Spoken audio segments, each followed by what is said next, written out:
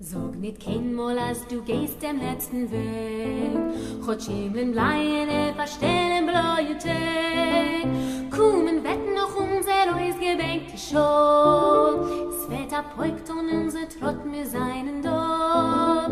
Kommen wird noch unser ausgebänkte Schau. Es wird abheugt und unser Trott mir seinen da.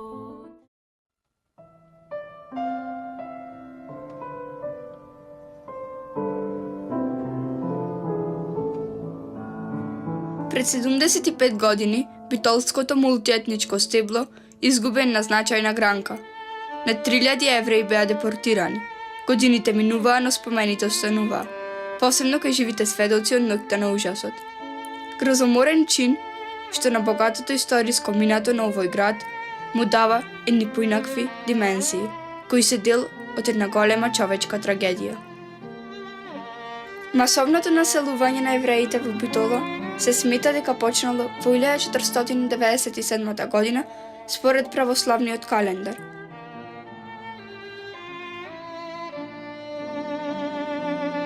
Податокот се зема како релевантен од плочата поставена на врвот на портата од еврејските гробишта во Битола, која недвосмислено потврдува период од точно 432 години.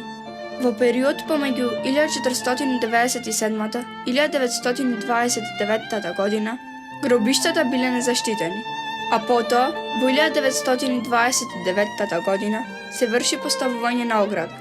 Се гради портал на гробиштата кој е идентичен до ден денес. Гробиштата биле во функција се до 1942 година. На некои од гробовите се испишани значајни автентични записи од многу патеписци, меѓу кои Лоренцо Бернандо од Венеција, кој во 1591 година забележал: Битола е мощно населено место, со 1500 куќи, од кои околу 200 се еврејски. Оваа куќа некогаш му припаѓала на богатиот еврејски трговец Френко Челепон. Тој заедно со неговиот брат Јосеф ја имаа една од најголемите текстилни продавници за штофови свила. Продавниците на штофови главно ги држеле евреите. Во 1943 година Челепон, неговата жена Ора и трите ќерки Рашел, Марика и Стела беа депортирани во Треблинка, каде исто како и повеќето наши еврејски сограѓани трагично заврши нивниот живот. Во оваа куќа живееше семејството на доктор педијатар Хаимо Браванел, заедно со неговата сопруга Берта и ќерката Рени, која исто станува доктор. Доктор Браванел со својата сопруга Берта кон крајот на 50-тите се иселува во Израел, од каде се пензионирал како еден од повинните доктори во градот. Семејството Леви се сели во Скопје, каде Салватор и Рени работат како доктори и ја добиваат ќерката Рашел. Во 1963 година Скопје го погодува разурнувачки земјотрес, каде Рени и Салватор Леви трагично загинуваат, оставајќи ја зад себе 7-годишната Рашел. Оваа година Рашел беше гостинка во нашиот град. Сум живеела овде, сум била овде. Дедо ми долги години беше шеф на битолската болница, но јас сум последната од семејството Леви од страна на татко ми. Рашел жали што останале многу малку евреи кои можат да раскажуваат приказната за евреите од Битола и Македонија. Се смета дека од земјата се спасиле околу 400 евреи. Неправдата која била извршена врз нејзиниот народ не се заборава. וזאת המטרה שלי היום.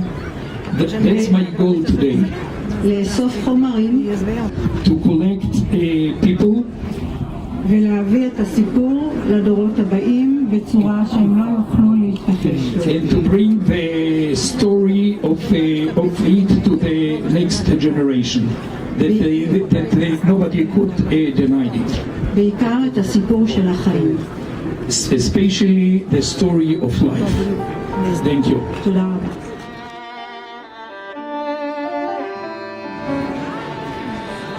Во Битола оваа година се организира Интернационалниот марш на животот, по повод обележувањето на 75 години од депортацијата на македонските евреи. Рашел беше заедно со други значајни личности од еврејските заедници. Државни делегации од Македонија и Израел, представници на невладини организации, но и голем број потомци на битолските евреи од Израел, Латинска Америка и САД се приклучија во досега најмасовното одбележување во Македонија на депортацијата и уништувањето на еврејската заедница. Комеморативното одбележување започна во 11 часот пред здравствениот дом доктор Хаим Абраванио, со полагање на цвеќе на спомениците на депортираните евреи и на Естре Овади Амара. Битола до светот испрати порака за мир и космополитизам, минувајќи го патот по кој минаа над 3000 евреи. Програмата го долови депортирањето на евреите пред 75 години.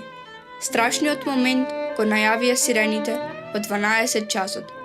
Маршот тргна од Чироксокак се до железничката станица, каде евреите биле натоварени во вагони и пренесувани до привремен логор во Скопје, а потоа до логорот на смртта Треблинка, каде биле екзекутирани.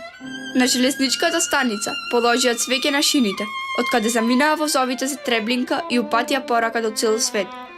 Никогаш повеќе. Да не се повтори тој тажен 11 март 1943 година.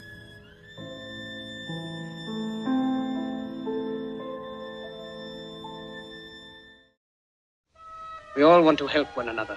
Human beings are like that. We want to live by each other's happiness, not by each other's misery. We don't want to hate and despise one another. In this world there's room for everyone, and the good earth is rich and can provide for everyone. The way of life can be free and beautiful.